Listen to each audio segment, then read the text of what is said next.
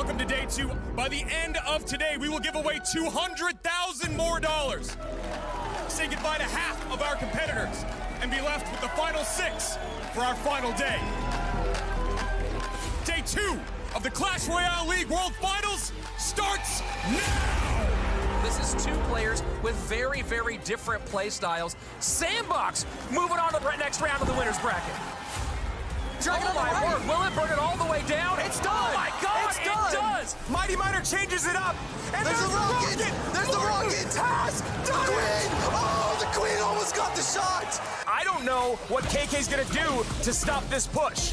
Air Surfer staying alive in our upper bracket. We're hopping into game 1. Mohamed Light, Vitor, last match of the day. The prediction of the skellies, the distraction, the misplay, all of it comes crashing down, and Mohamed Light continues to burn through.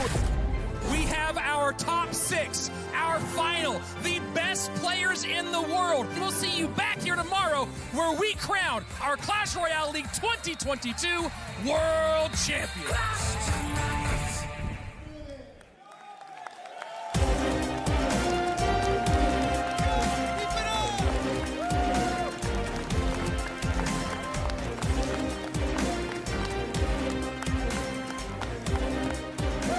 The history of humanity is in many ways defined by one single desire, to live forever. From Ponce de Leon's search for the fountain of youth, to Qin Shi Huang's obsession with the elixir of life, to King Arthur's quest for the Holy Grail, we've often missed one simple truth. The immortality was right there for the taking. For greatness is remembered, but legends never die. There's seldom moments in one's life where you can pinpoint the exact day where your life has changed. And for one of our players, September 25th, 2022 is that day. After years of dedication, thousands of hours of practice and preparation, it comes down to this. One moment, one match to prove their worth. Walk away with $250,000 and garner the title Greatest in the World. Clash Royale League World Finals Day 3 starts now.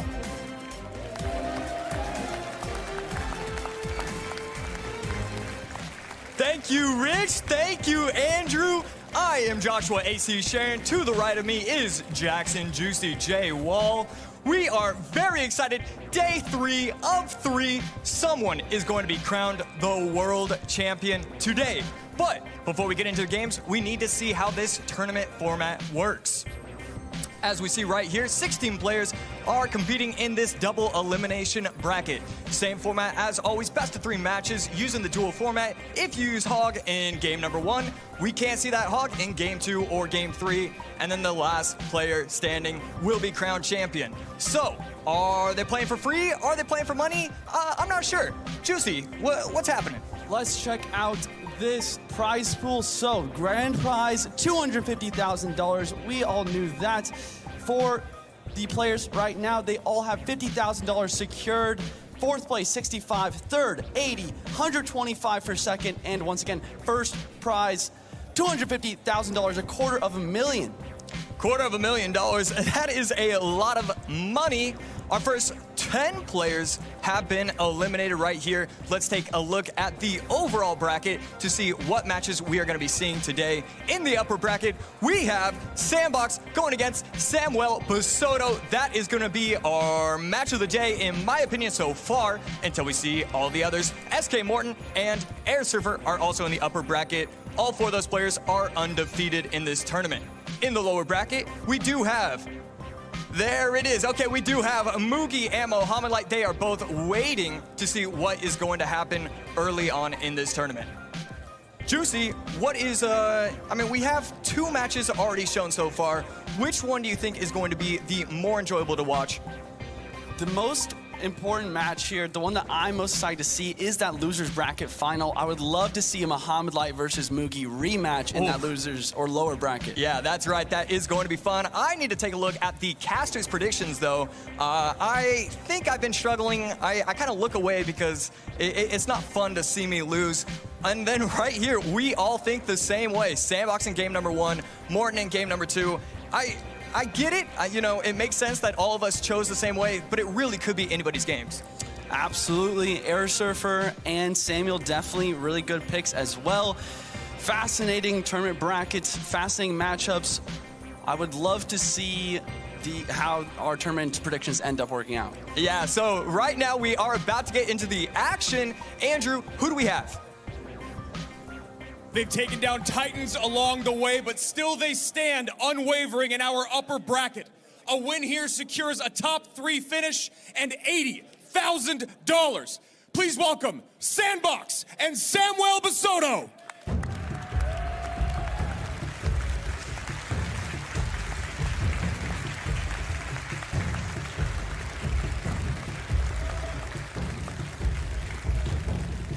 So right here we do have Samuel Basoto and Sandbox, and listen to this. These two players are a combined 8-1 in the first 2 days of action. Basoto is the only player to remain undefeated in this tournament. That is a really nice statistic. Another one for you here. They've never played before this year, so it's gonna be interesting to see what decks they're gonna bring. Obviously, Sandbox, most popular win condition, Drill, Samuel with the Graveyard. And we have some stats here. Win rate for Sandbox, 92%. Samuel with the 59%. Definitely not as good there. Yeah, right there. Win rates do get skewed. I always do love to point that out when you are advancing through the stages. You know, the 20 wins, and then you go on to stage 1 through 5. Your numbers get inflated. Samuel Basoto with the 59% is definitely not the heavy underdog as it looks. This guy, especially after going 4-0 in the first 2 days, I know we all chose Sandbox, but I really do believe that he could be one of the favorites to still win it. Absolutely. Sandbox plays really well. Sounds like game 1 is ready. Let's hop straight into the match and see who wins this.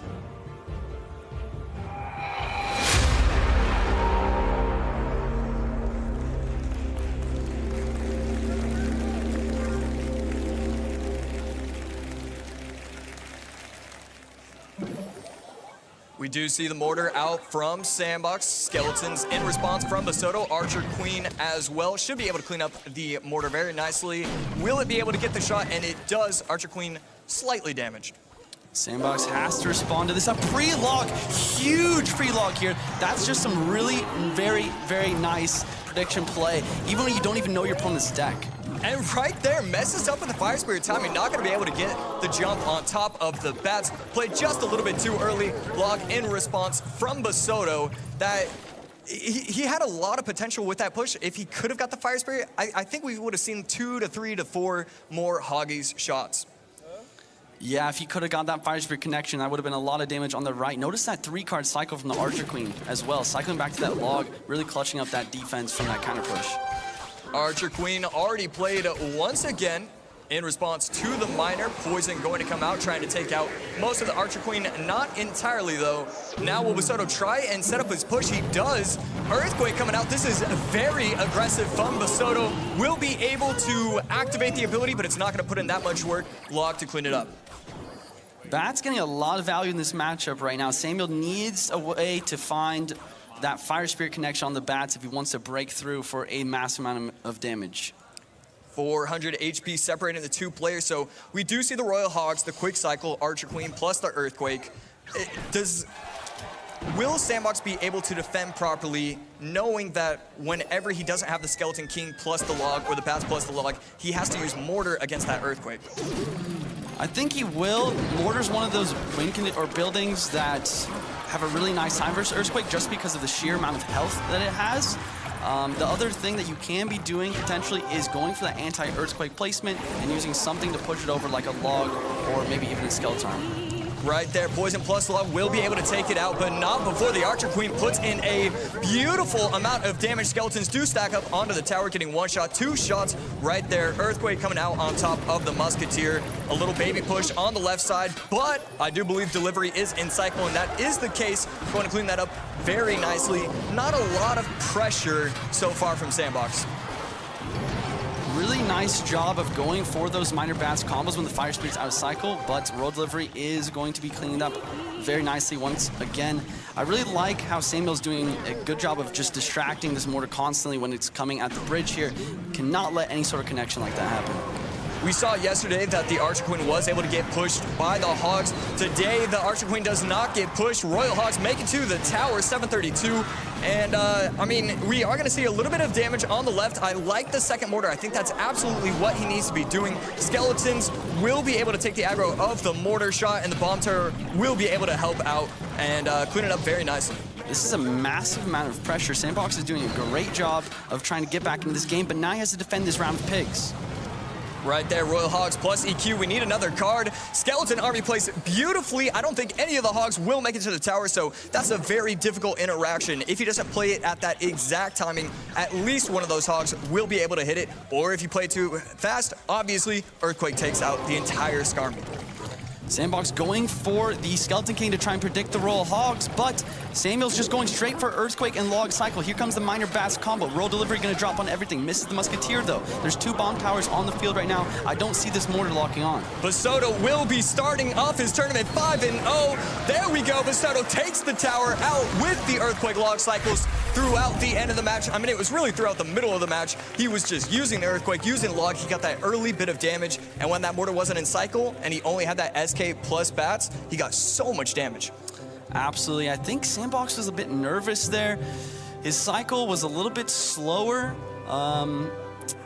I think generally there you have to be having a little bit more solid defense, but he also needs to be applying more pressure. He was so defensively minded that he was never able to get and keep up with that damage. Yeah, I liked your point about the 3-card cycle early on in the match, because it really did feel like he was utilizing that very, very well. And when you have the Skeletons plus the Fire Spirit plus the Log, those Royal Hogs are just constantly on the board. We saw that throughout the entire match. And Sandbox, yeah, I mean, he really never had that pressure whatsoever. His pressure was minor bats, but he either had a delivery or a Fire Spirit in cycle. I like that he did go with the double mortar play. You know, I feel like that was kind of his only opportunity to win, so I like that from him. Absolutely. Do we have some community predictions here? Yes. Okay. Sandbox and Samuel, very, very close community predictions. I respect that. I feel like this is one of the closer matchups of today. And, I mean, I think you're absolutely right. I think you made a great point in that last match. You need to be pressuring more with the mortars in that game if you want to get the damage that you're looking for. So are you surprised? So I think it was 58% to 42% in favor of Sandbox. Are you surprised that Sandbox is the favorite, considering Basoto is now 5-0, but he was 4-0 before today started? I mean, you talked about it a little bit earlier today, or maybe it was yesterday. Sandbox, as he played through this tournament, it seems like he's one of those players that's just not making mistakes. Yep. That being said, I think he did make quite a few mistakes in that last match, so maybe the nerves are starting to get to him, but maybe he can bounce back and force this to a game 3. Yeah, I can't wait to see what both of these players will bring out. I really like that idea to go Royal Hogs from Basoto. And the mortar on the opposite end, I like the idea, and we've seen Basoto be willing to use, you know, the Inferno Dragon Graveyard decks. I'm just not sure if that was the correct opener from him, but that's enough from us. Game 2 on its way.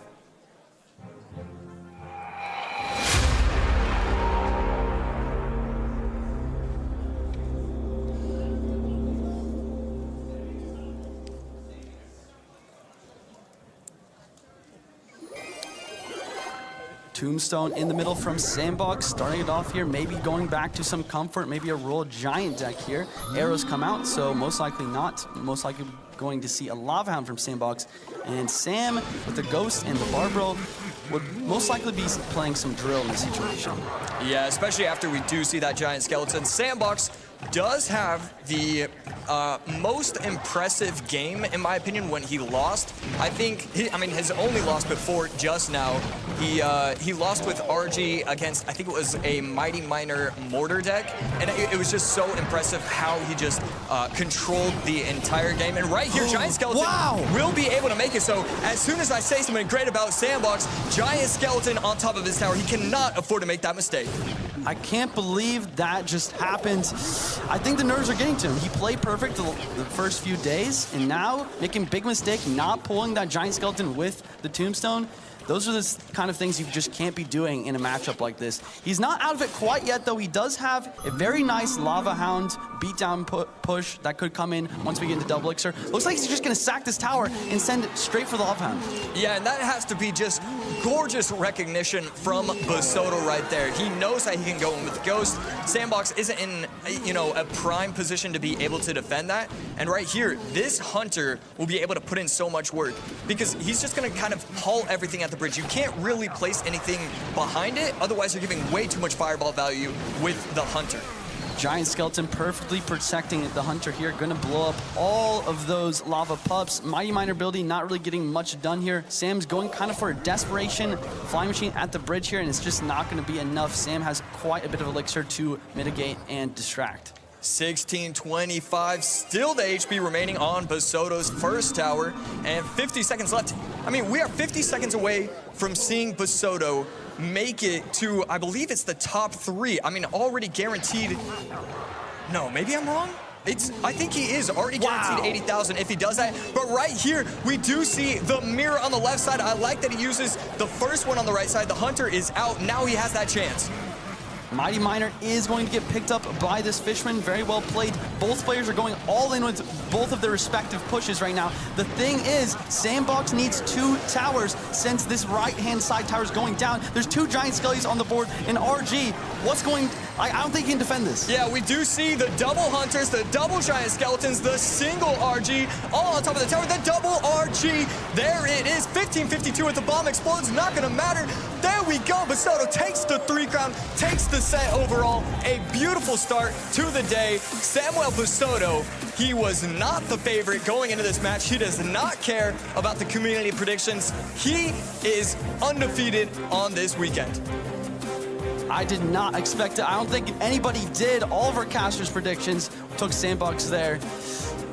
Let's send it back to Andrew. Yeah, there we go. Samuel, you have not lost a game at our 2022 World Finals. How does it feel, my friend? Samuel, você não perdeu nenhum jogo na final do 2022. Como é que você se sente? Eu me sinto muito ótimo. Acho que eu tô jogando muito bem, eu tô preparado. E é isso, tô muito feliz. I feel great. I think I'm playing really well and I'm really happy. Yeah, playing incredibly well. You have Morton or Air Surfer next. Do you have a preference? Você tem Morton ou Edson from next? Na próxima, você tem uma preferência? Eu acho que os dois são muito bons e vai ser bom jogo, os dois. I believe they're both very good and it will be a great game, either of them. We'll see if Samuel's golden run can continue through the rest of today. Back to you, boys. Well, crazy enough, Samuel looks very thankful to be in the position that he's in, 6-0 on the weekend. I'm just so impressed overall. This was the Game 2 stats, 4-card cycle, 9, average cost, 3.6. Just a quick cycle, quicker cycle from Basoto, and I always love seeing that from him. He's just so talented with the fast decks. Absolutely. The control of those fast decks are just fascinating. Rich, can we get a deck breakdown or an idea on some deck breakdowns in this next slide? Well, I think the two of you got this deck kind of handled here, but I was sitting on the sidelines talking with B-Rad, who did believe that Sandbox had matchup in this first one, saying that he's played this exact matchup multiple times, and he thinks this one does go away from Samuel as far as matchup. Wow, that is really interesting to hear. But I mean, he cycles so slow. So I'm probably gonna. This is one of my 85 questions to the players and all the. And apparently all the audience as well to try and get better at this game. Deck number 2, RG, Giant Skeleton, RG. We saw them all over the board. The mirror could not, it just didn't do justice. Kind of surprised to see the mirror used after its nerf. Absolutely. The nerf on the mirror is definitely huge. Also, going for a Lava Hound in this situation, I feel like that's not what you want to do. I feel like he should have gone to maybe some more comfort to secure that Game 2 win. Yeah, I do agree with that. And, Sandbox will be able to clean up those mistakes as he heads down to the lower bracket. Now, I believe we can see some telestration from Rich. And there he is, the 3, all of us on the desk. Yeah, that was an interesting deck pick with the Lava Hound, of course, with having the Archer Queen out, but more importantly, the Delivery out. It does open up Lava Hound a little bit, but you still have so many Lava counters available in this game. But really, that wasn't the story of this match. Let's go ahead and jump into some of the action. And you saw early on the big problem with the skeleton. And there we go with the giant skeleton. But this is where Sandbox kind of pulls out the trickeration, right? The mirrored Lava Hound there on the left-hand side, trying to walk its way down. And there we go, trying to walk its way down here on the left, but big old problem. Let's go ahead and pause here for 1 second. As we take a look right over on that side, that Mighty Miner, that is the only way to stop any of that and keep our guy in the game. But of course, take a look at that guy right there.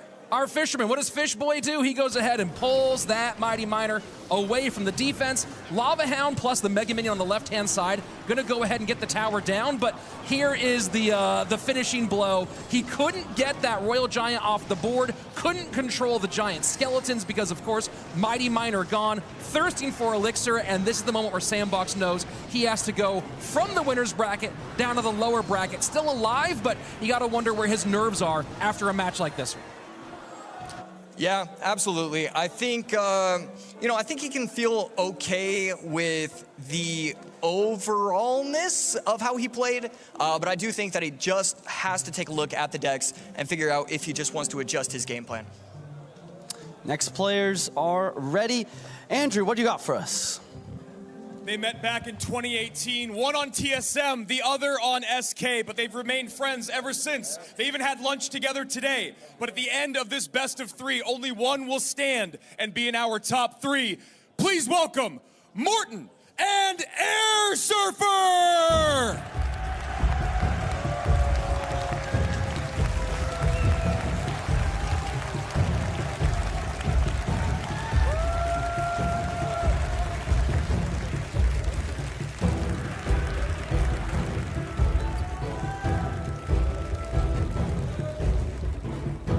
Only match played against these two players were in the August qualifier. Air Surfer was actually able to win 2-1. So right there, I feel like I really do want to take a look at those stats because I wonder how Morten's overall record is against all these players, and actually just Air Surfer's as well. We do take a look at the overall win rate. This is very interesting. Both players hovering around that 85 to 90% win rate. Air Surfer at the 88, Morten at the 85.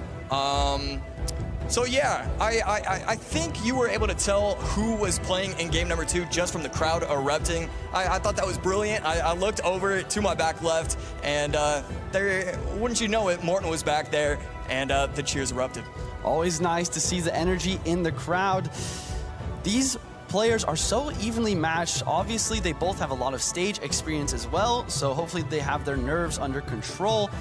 I would love to see maybe a Hog Mirror matchup to start off this game. They are very popular between these players and a fairly similar win rate as well. Yeah, I don't know how many mirror matches we've seen, but I want to see more. Game 1, hopefully we'll see it now.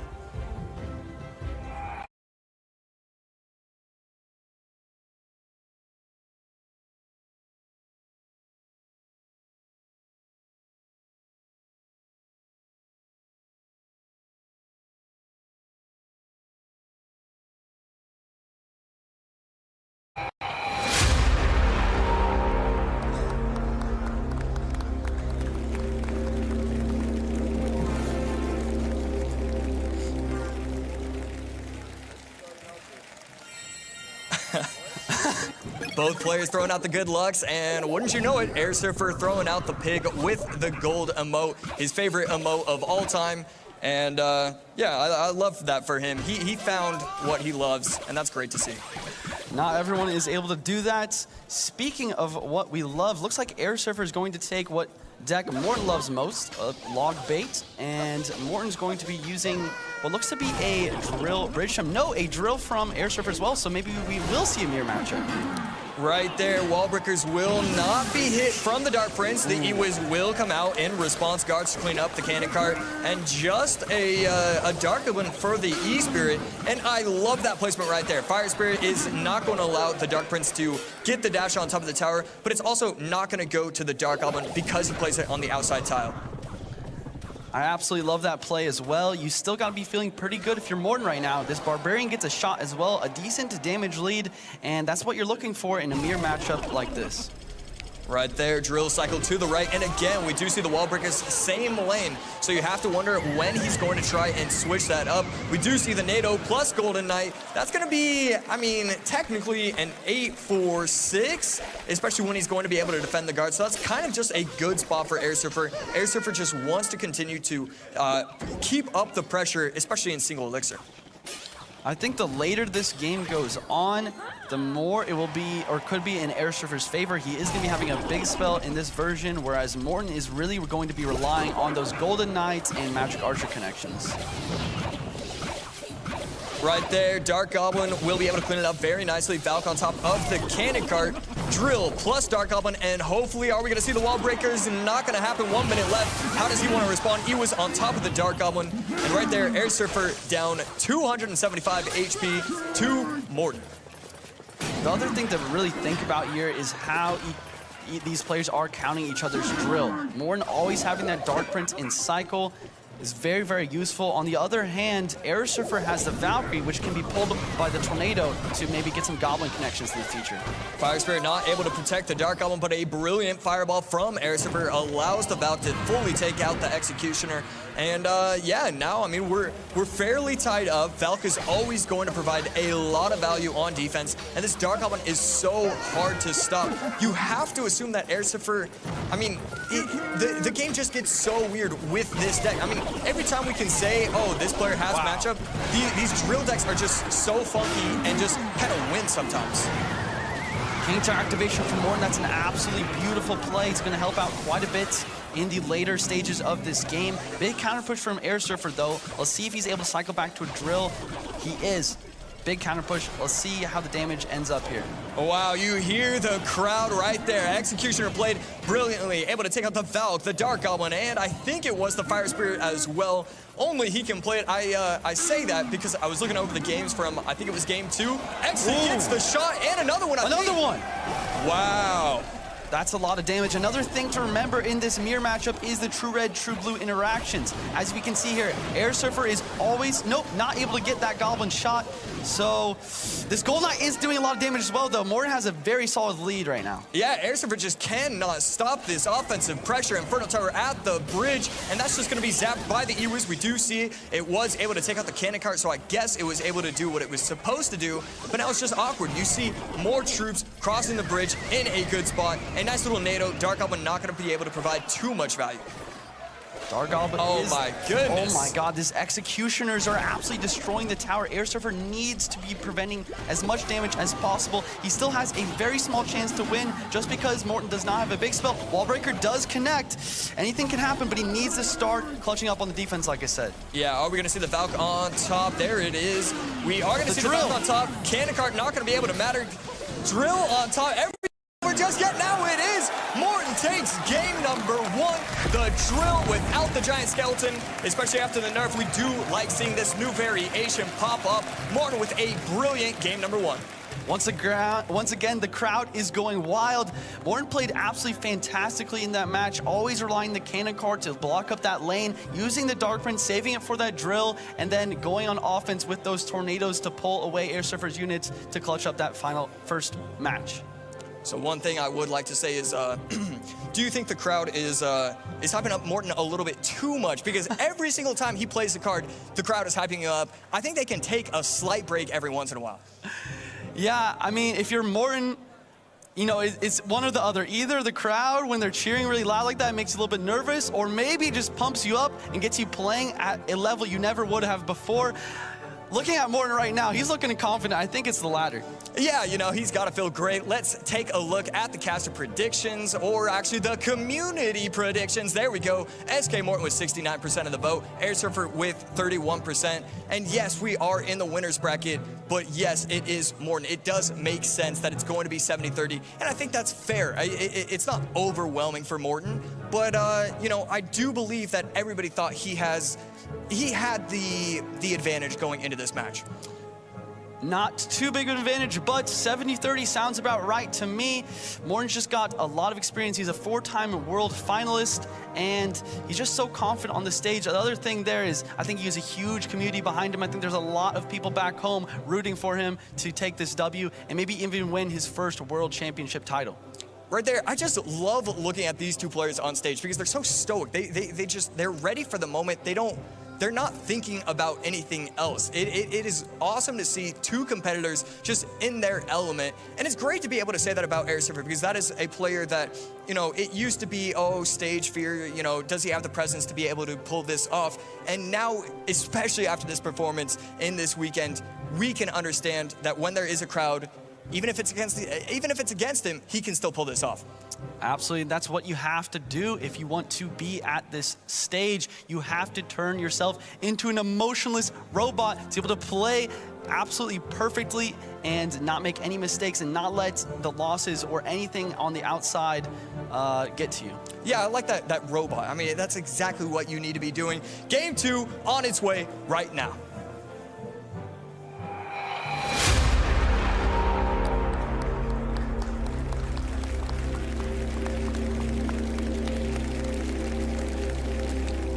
So while Basoto is the only player to go 4-0, although now 6-0 throughout this bracket, Morton has gone a combined 4-1, now 5-1. His only loss against Mugi, so I think that's forgiven. I think technically we can say there are two players who are undefeated throughout this bracket. I can 100% agree with that. Nice zap from Morton here. Looks like we're going to be having now a minor mirror matchup. Obviously a bit different. Morton with the Mega Knight minor, whereas Air Surfer using a Mortar minor Skeleton King. This Mortar Minor Skeleton King deck is so popular in these World Finals. It wasn't as popular before. Do you think there's a main reason for that, or do you think it's just kind of a fad? Yeah, I think that's a great question because, you know, we're still seeing the giant skeleton, so then you have to assume maybe it's because of the loss of mirror in every single deck. But right here, absolutely, it's always been strong. That was never the problem. It's just, oh, you know, the cards that are in this deck probably just work better with other cards like the mirror and giant skeleton. For sure. So the other big thing in this matchup is the fact that Morton has 2 small spells. This version of Mega Knight Minor Wall Breakers doesn't always have 2 small spells, but this one does, and that's going to be extremely useful for Morton going down the line here. He can always just arrows the Skarmy, zap the bats, and he's going to be in a really nice spot. Yeah, it's going to require some very skilled gameplay from the Musketeer use of Air Surfer. And there we go, Prince does get a shot, and to top it all off, the Mortar doesn't shoot the tower. Instead, it goes for the already dead Prince. Another round of bats here, cleaning up the counter push. Miners chipping away a little bit on this left side tower. Still anybody's game, but if you are Morton, you got to be feeling pretty good after an interaction like that. Morton using one of my favorite decks in the game. We do still need to see the Mega Knight pop out because technically it still could be any card and still not going to see it. So he's electing to just keep the pace of the battle, and I like that from him. I think it should work out, at least in this specific matchup. Yeah, maybe he's saving that Mega Knight in order to defend with it and get some nice value. Maybe we'll see it on the Musketeer here, potentially, to get a nice Mega Knight Prince push going. Yeah, and there we go. We do see it. Is the zap going to come down on the bats? No, we do see... I mean, I would like to see a prediction. Zap, okay, not going to happen. Not going to get too crazy. He doesn't need it. Mega Knight does get the jump. Minor on top of the Mega Knight. But I think the Prince might get a shot if he doesn't play any more troops. Bats come out in response. A great situation for Morton. And I really like that idea for Morton to save up a little bit of elixir, get the arrows down the bats, and then save the zap for the Skarmy, because the Skarmy is a card that's going to get a lot more value unless you have that instantaneous zap to clear it off the board right away. Right there, places the Mega Knight at the bridge. Will be able to protect the Archer Queen from getting splashed on by the Mortar. Zap will come out shortly. There it is every single time. Not missing a singular Skelly. Archer Queen going to pop its ability. Skeleton King not going to be able to do enough. That one bat. 818. Wow, look at that bat. That bat did so much damage. Archer Queen is going to get cleaned up right now. Air Surfer going for the Mortar left-hand side. He realized he has to go opposite lane and apply pressure if he wants to make anything happen right now. But another Miner comes through. Air Surfer is able to catch it, but this is a monster push, and the Skeleton King ability is not going to be able to be charged by the Skarmy. The zap is always coming out so fast. Yeah, I mean, these zaps have been phenomenal, and, you know, it's not often we get to talk about zap play being phenomenal, so it's kind of cool that we get to here. Ghost continually cycled on the right side just as pressure. This time, elects to use it in the back on the left side. Perfect defense from Air Surfer in that last sequence, and he does get a nice couple mortar shots in order to supplement some damage here. We're heading into Triple Elixir now. Let's see if Air Surfer is able to find a way to come back despite the double small spells here. Right there, Skeleton Army to protect the mortar. No zap in tow, so that Prince will be taken out fully. 505, and there we go. We do see him electing to use the zap on top of the tower instead. 273 on the crown tower. Once again, just perfect spell usage from Morton. Again, he realizes he doesn't need to zap that Skarmy. The mortar is already dead. He decides to save it for the bats on the other end to ensure his damage. A nice little prediction snowball from Air Surfer. Will he be able to protect the Musketeer? Miner used on defense. That's not what you need. You need the damage. Air Surfer in a lot of trouble. Arch Queen ability is going to pop, take out a lot of these bats, as well as get a couple shots this mortar. Only 10 seconds left. Air Surfer needs a miracle if he wants to take this game right now. Mega Knight will not jump. We do see the poison plus the snowball. Mortar will not lock onto the crown tower. Morton will take a 2-0, our second 2-0 of the day already. 2-0, and that is going to be Morton advancing, sending Air Surfer into the lower bracket. You hear the crowd go wild. You see the fire, the flames. He's got to be feeling great at this point, but still a look of focus on his face, realizing he still has another match or two to play. That's right. We do have our, I believe it is our winners bracket finals set. And that's going to be Samuel Basoto at 6-0, Morton at 6-1 throughout this. Andrew, let's hear from the winner. You've been grinding more than almost anyone in the game since 2018. You are now one set away from your very first Grand Championship at World Finals. How does it feel, my friend? It feels great. I'm really proud of myself. Like, for sure, Air Surfer is a really good player, so I didn't really know what to expect, but I think I did a really good deck choice there. You have a big crowd of fans behind you. Is there anything that you have to say to any of them? Yeah, I really appreciate it. I couldn't ever imagine having that big of a fan base, so I really appreciate anyone here supporting me. Let him hear it. Let's go. Let's go. Morton on his way to our upper bracket finals. Let's go. Yeah, okay. He couldn't imagine to hear that. Everybody loves him. It is a commonplace thing to say, oh, we love Morton, if you ask anybody in the community. He's very polite, he's tall, he's handsome. What's not to love? He's a winner. He's a winner as well. He's a winner. Average cost 3.8, Air Surfer with the 3.3. Right there, the Mega Knight Prince was able to put in work. I want to take a look at the decks. Deck number one, it was the Walpurgis Drill going against the Drill Slow Control. Morton's Executioner gameplay, I was cut off because I forgot what it was, but I was cut off. His Executioner gameplay is incredible. He always gets the lineup. That's what that's what we expect from him. It's not what we expect from everybody. It's what we expect from him because of how disciplined he is. Yeah, it was like he was using that Executioner as a Magic Archer. Heading into the next deck here, it was another minor mirror matchup. We talked about it a lot. The spells here are the most important thing. Air Surfer always has a hard time breaking through for anything or defending for much of anything because Morton has that double small spell, but he also played it absolutely perfectly every single time. Yeah, that Mega Knight Prince deck is just so fun to watch when you are as talented as these players on stage. We didn't see the Mega Knight until Double Elixir, and then the Prince was getting so much value, the non-prediction zaps, but it kind of felt like predictions because he was so quick with them. It was brilliant gameplay. That's a big thing when we talk about what separates lower level players from these guys. Sometimes you don't always have to make the flashy prediction. As long as you're hovering that card on the map, getting ready for your opponent's play, you can make those plays so quickly, especially with a zap, a card that plays almost instantly. You can make those plays that seemingly look like predictions. Absolutely. 6-0. Again, I do want to say this. 6-0 from Samuel, 6-1 from Morton. But again, really just a 6-0. I've been so impressed with their performance over this weekend. Absolutely. Air Surfer, unfortunately, going to be going into the losers bracket. Let's take a look at it right here.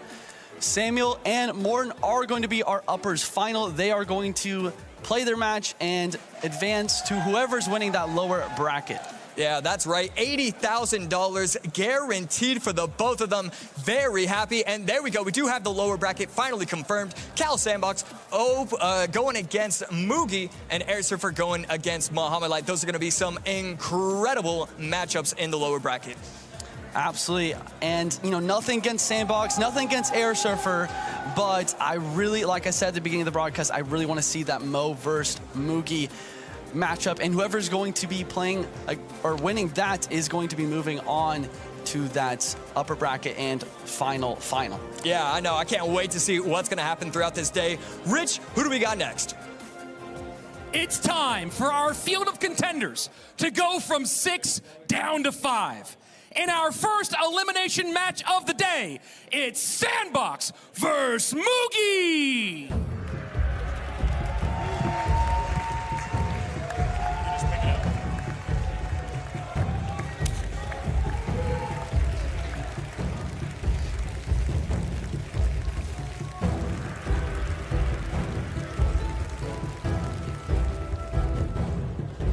Well, I see it's good to be up here in the booth with you. I don't know if I've been having more fun watching and talking to the players after they win or listening to you guys commentate on these absolute crazy matches, but domination, I believe, from the players that were kind of predicted to do better, huh? Yeah, I mean, especially the Morton one. The Sandbox one was kind of up in the air, but I really don't, like, it doesn't make sense. Samuel went 4-0. He deserves to be there. Literally all of us thought that it was going to be Sandbox for some reason. I know. It's one of those things, you figure perfection has to stop at some point, but it has not stopped yet, and Sandbox finally finds himself down in the lower bracket with an incredibly tough out. He has to reset that mental and go into playing against our reigning, defending world champion, who has been nothing but nails since he dropped that set. I mean, looking at his matches, so he lost against Morton. That's his only loss of the day. So, just yeah, 2-1 set. Yeah, 2-1 set. Just like with Morton's, yes, he lost, but not really. He didn't really lose to Morton. Morton just played so well, and he played so well, and it just kind of came down to matchup, kind of came down to just who played even more perfectly than the other. Our admins might have something to say about the real loss or not, but either way, let's hop into game number 1 here between Mugi and Sandbox.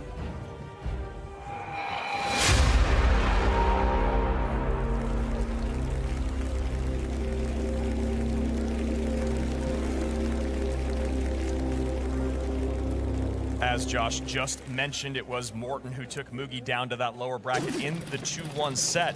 But since then, Mugi has been perfection. 2-0 over Dominic, 2-1 over Keith. And here he finds himself against Sandbox.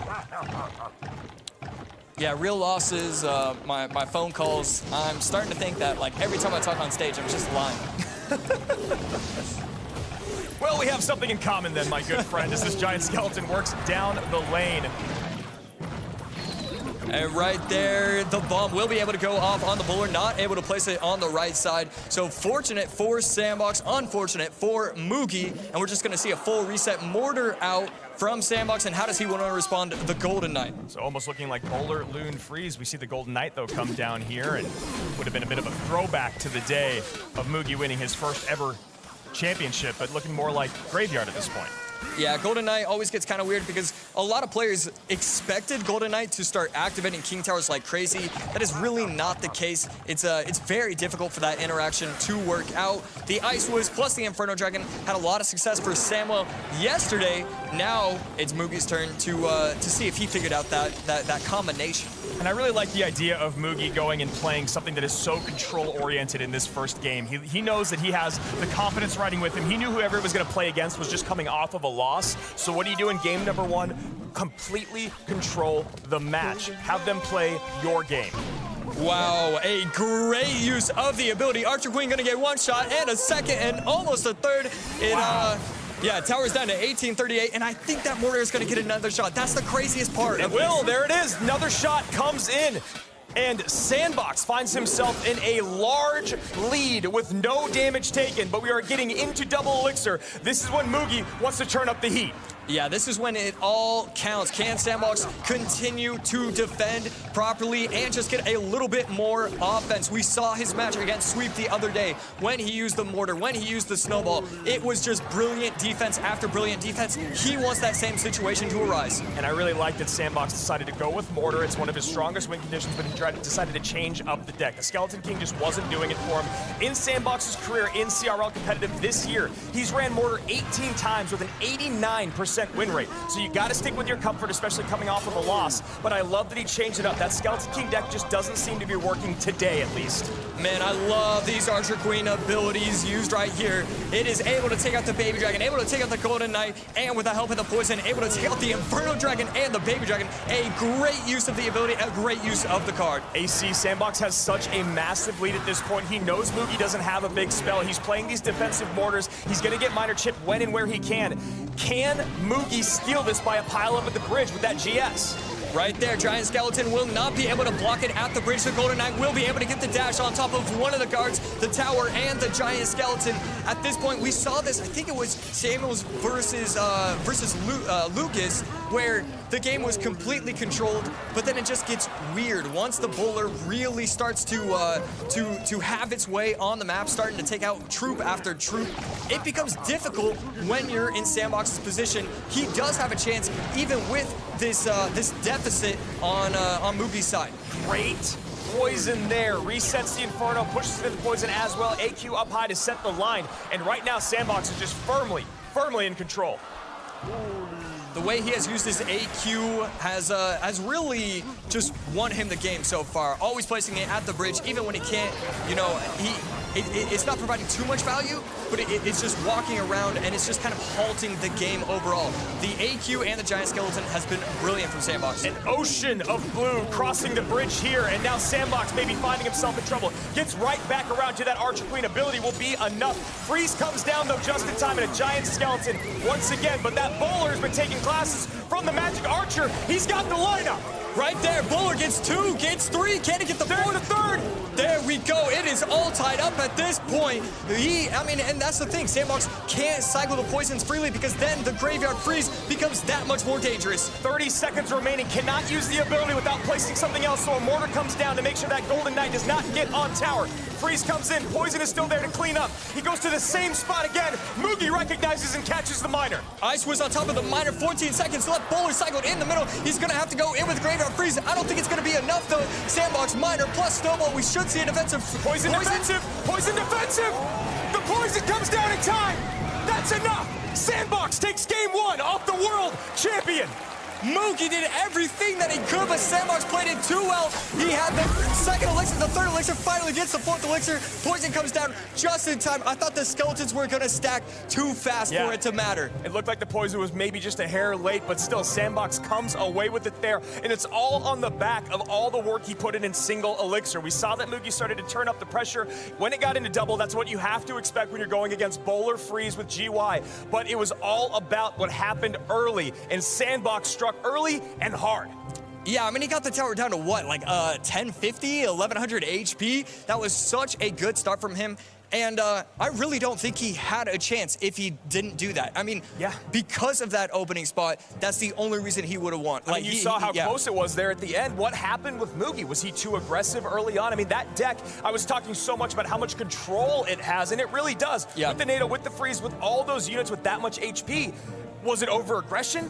That's the problem with these kind of decks. Yes, they are good, and yes, they work out, and we can kind of, you know, bird's eye view it and say, oh, well, you can control this, you can do that, but you have to pick and choose, and he just picked and chose wrong. You have to give up damage sometimes, you have to defend this sometimes, and I guess it was just too many times where he made the wrong choice. Let's take a look at our community predictions, and I have a feeling I know which way this is gonna go. 74% for the reigning champion, only 26% for the man that has him up against the wall. If Moogie loses this game, he cannot repeat. He cannot be the first ever repeat Clash Royale world champion, but still, 2 games in this set remain.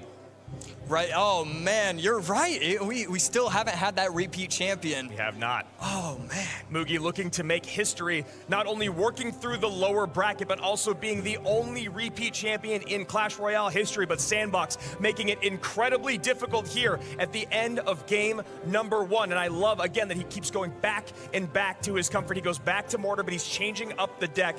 I don't know why. I heard you guys talking about it in the booth, about the Skeleton King deck. Why is it showing up more this weekend? Who knows? It just happens sometimes in tournaments where a new meta or a tournament meta kind of forms. Right. And I love that Sandbox goes, it's not working for me. Let me try something else. Game number 2. Mugi's life on the line. Let's go.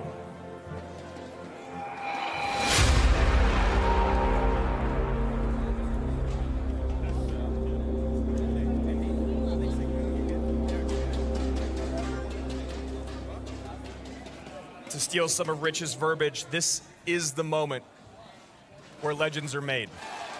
If Mugi can actually survive this set after that great start from Sandbox, if Sandbox can beat the best in the world, 4.5 minutes remain to tell that story. Mugi going to be going in with the Ghost. Sandbox still just kind of waiting. Both players feeling each other out. 2:22 and only 1 card has been played. Sandbox could be going back to the RG. Mugi could be going back to the drill. Just not sure quite yet. And a mighty miner comes down for our world champion. Sandbox with a tilt of the head as he cycles Baby Dragon in the same lane. Baby Dragon going to be able to be taken out pretty effectively until we saw that lightning right there. Baby Dragon going to take out the Mighty Miner before it can activate its ability on the tower. And yes, indeed, Mother Witch in response to the Baby Dragon. Perfect timing, perfect placement there for Sandbox, but now having to deal with the Ram Rider push and nothing to stop it. It will connect. Golden Knight comes down, and a great counter push here for Sandbox to strike back after taking that Ram Rider hit.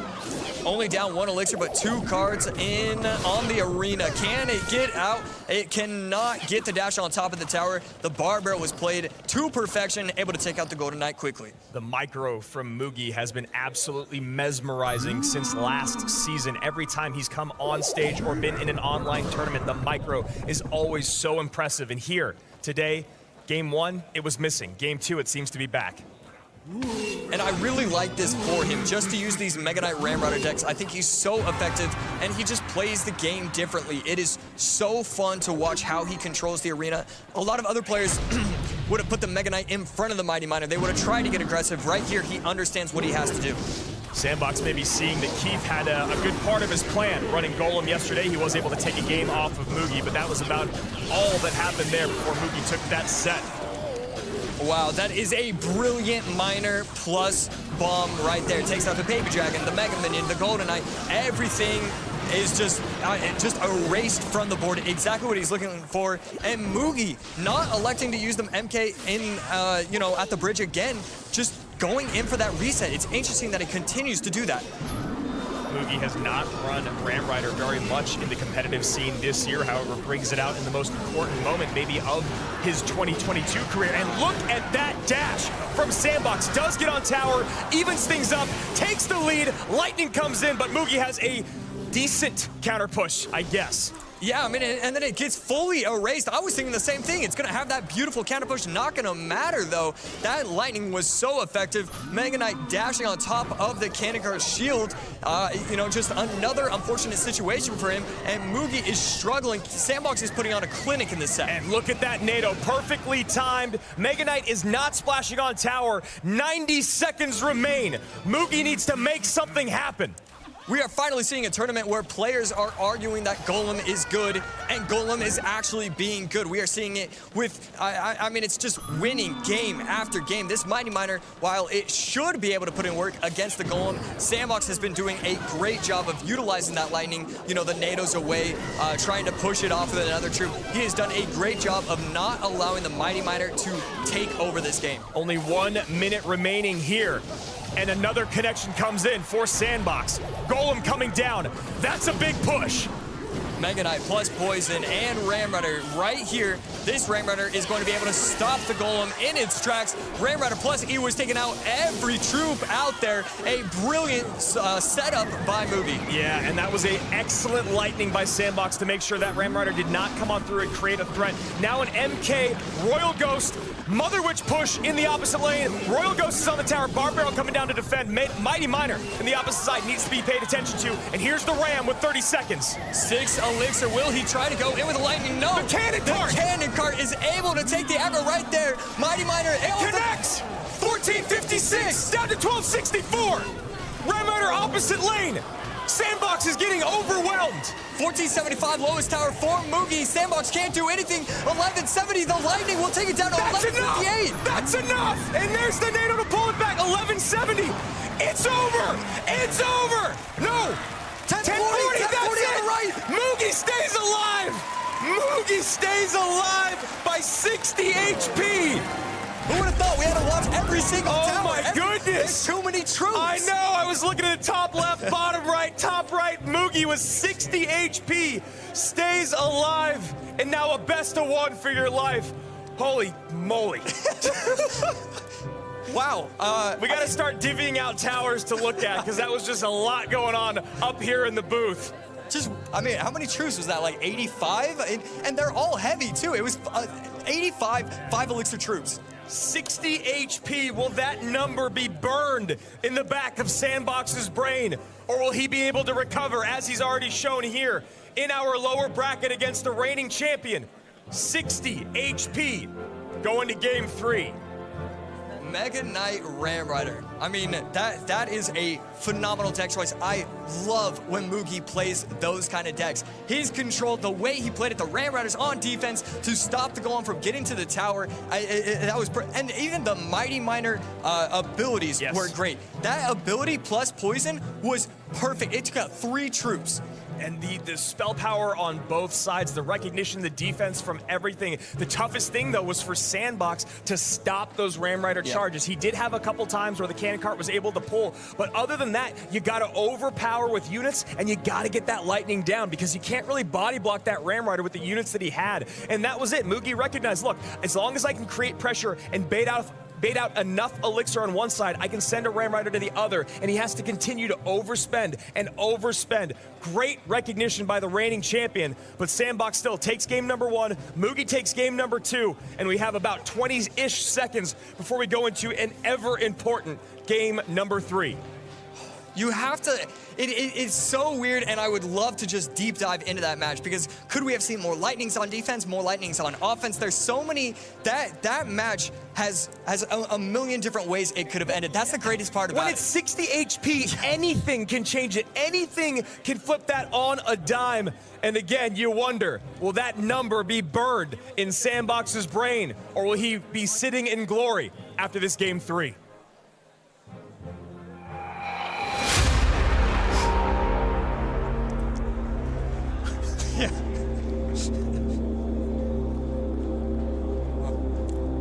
As we set up game number 3, Josh and I picking our jaws up off the floor, have to collect ourselves, as does Mugi and Sandbox. You know, we give the break to the players, but I feel like we could argue that the casters need breaks too. It really should think about us more. Yeah. Yeah, it's really about us. Something to think about. What's that? My mic's getting turned off? Okay, sure. So a bit of a stop and stare here. Mugi looks over at his opponent, Sandbox. Mesmerized by his screen, thinking about the first move, taking breaths. Golem almost had that opportunity. Golem is just such a weird card. It is. I really wonder if there was that one push where the Golem actually was able to get in front of all the units, if that would have changed anything. But the poison plus that Mighty Miner ability was absolutely astonishing. From Mugi, Sandbox looking like he's going to the skies. Mugi maybe playing Royal Giant. Wow. Oh my goodness, so we should be seeing Royal Hog's Fireball, maybe? And there it is. What it is. Okay. Great call, AC. Log comes down, hits everything, but single target DPS is all Mugi has at the moment. Piggy stack up with the recruits. Good start for Sandbox. And the ability was activated, so I'm not sure if he's going to be able to activate it again as it crosses the bridge. That's why we see the Dark Prince in front. If he can take it out quickly, it's not going to be a problem, but I don't think it is. I think it should be able to take out most of these Zappies. And there we go. That is a lot of elixir for Mugi to kind of even out here, but at the end of all this, one Zappy crosses the bridge and Mugi's up 1. E-Spirit to respond to the one little Zappy.